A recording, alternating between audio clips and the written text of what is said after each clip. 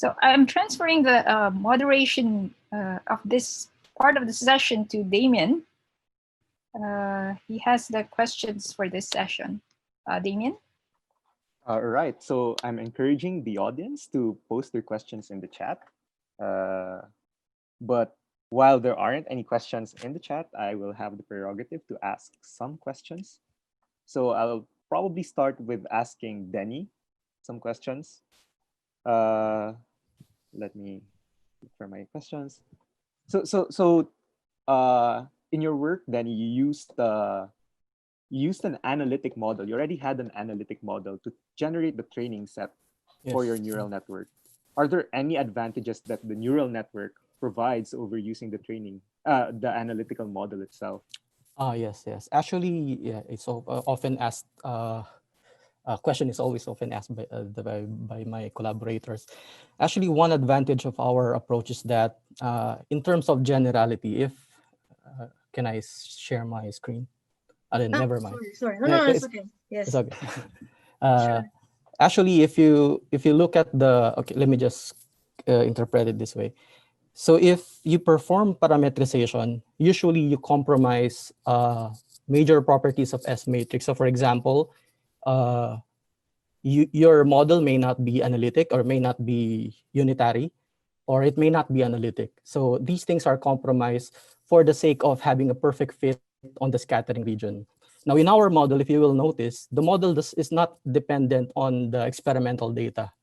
So it has no relation to the experimental data. So therefore, you don't have a prior bias of what kind of pole is responsible for the scattering enhancement. I see. So as a follow-up, so when you were training your neural network, I noticed that your validation dataset is erratic. I'm not sure if I caught your explanation for why this is so, but is there anything actually yes, I skipped that part of explanation. The reason for this erratic behavior of the validation the testing data set is due to the stochasticity introduced in the optimization or the training. What actually I did is not the whole training data or testing data to be validated, but instead, or to optimize the weights and biases, but instead we use the batch system. So this batch system introduces stochasticity to the calculation of the cost function. And I think that is the reason why there's these fluctuations. Right. And then probably one last question, since nobody else is asking. Actually, there's one. No, there's one question for you. Okay. So from Ivan, Ivan is asking, what loss function did you optimize? Yeah, cross entropy. So the standard loss function for classification case. I see. I hope that answers your question, Ivan. So there's a question to Alfred from Emmanuel Plan, but unfortunately, Alfred isn't available in this Q&A session. So I would probably just suggest Emmanuel to email Alfred. So we have a question for Mickey from May. Do you expect the assumptions made in the model to hold through time? Are there assumptions that do not hold now? So so basically, from how I understand the question, like if we redo the data set today, then like if this were a 2020 data set, that would it hold? So one of the basic assumptions that we have in this particular work is that, so we want to look at mobile communication patterns, but during that time, since it was the age before WhatsApp and all these messaging apps, so all the mobile communication is primarily done via calls and texts. If we are to redo the same project today, we have to look at a number of different avenues for communication, number of different apps, for example, because otherwise, if you focus on just one app, then you're kind of limiting yourself to a certain group of people. So it's kind of biased in that sense. But of course, with a different kind of research question, like say, for example, if you you basically limit yourself to Facebook, for example. So who uses Facebook, and so on. So that's gonna change. Now, here's another question. How would prepaid plans? Oh, so in this case, we kind of used subscriber information. So the full data set has actually been compared with census data. So they've actually found that it's kind of a reasonable sample of the whole population, albeit it is undersampled for those above 60 years old. Frequent change of SIM cards would not be included because we looked at subscribers who were present during this entire time. So there's practically a one-to-one correspondence for SIM cards to yes users in this case.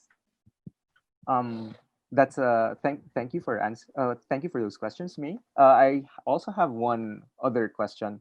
So in your romantic relationship prediction, you were essentially assuming that your priors applied to all ages, and clearly it did not, because Sorry?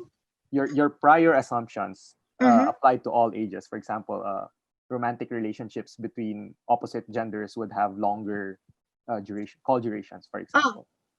But so actually, sorry. Okay.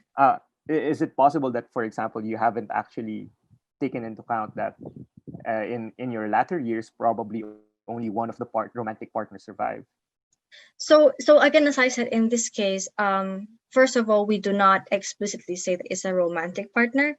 Right. If we are basically focused on the age and gender, we are predicting age and gender differences, which can be interpreted in terms of inferred relationships. So there is we are very clear about that.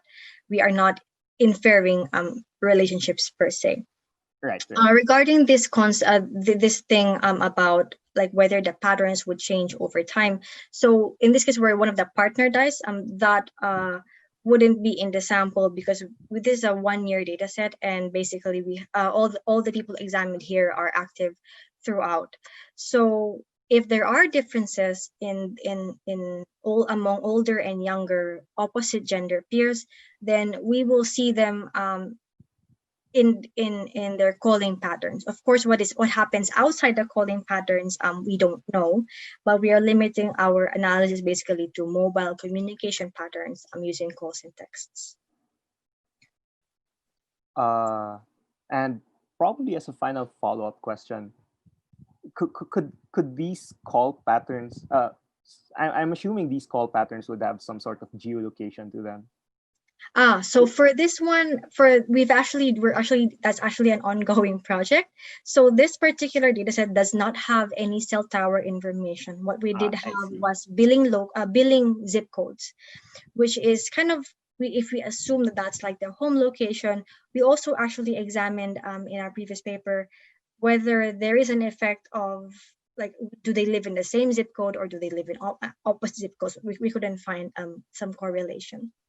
But with our current project, is in preparation. The manuscript is in preparation, so we do have this mobility information, and that's also something that will be interesting to share the next time. We would be looking forward to that publication.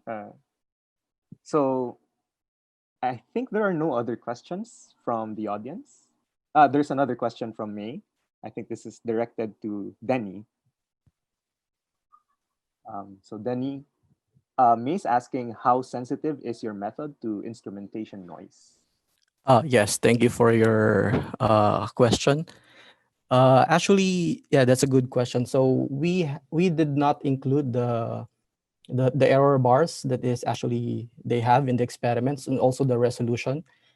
But what I observed in my preliminary studies is that if you do include the error bars, you will start to see in your training data set, when you try to include the error bars in your training data set, you will start to see this overfitting phenomena. So the training data is now moving away from the testing data set. So I think that's one of the things that we still have to address. Thank you for the question. All right. So I think it's time to thank all our speakers. But before we go, I think we need to take a group photo. It seems to be the usual thing that's done now with the Zoom discussions. So if we could ask all participants to turn on their screens.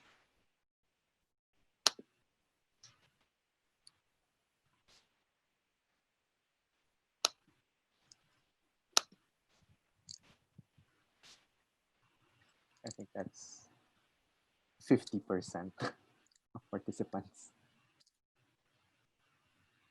I think we should allow everyone to react. Some might still be, grabbing coffee or chewing on something. So it's an interesting time slot because we have to accommodate both extreme time zones.